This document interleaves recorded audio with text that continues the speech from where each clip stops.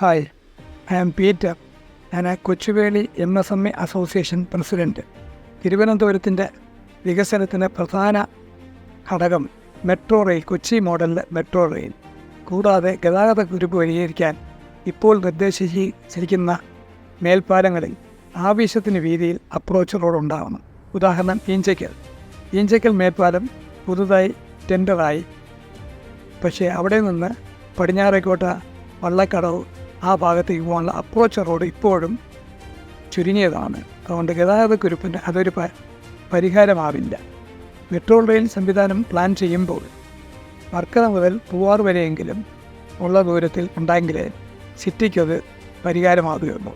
വ്യവസായ രംഗത്ത് പ്രത്യേകിച്ചും തിരുവനന്തപുരത്ത് സിറ്റിയിലെ 3 പ്രധാന ഇൻഡസ്ട്രിയൽ എസ്റ്റേറ്റ് കൊച്ചുവേളി, മൺവിള, പാപ്പനംകോട്. അവിടുത്തെ സുരക്ഷിതത്വം, അതായത് compound wall and security gate ഇല്ലായ്മ, അത് പരിഹരിക്കാൻ സത്വര നടപടി എടുത്താൽ വ്യവസായ വളർച്ചയ്ക്ക് അത് ത്വരിതപ്പെടുത്തും.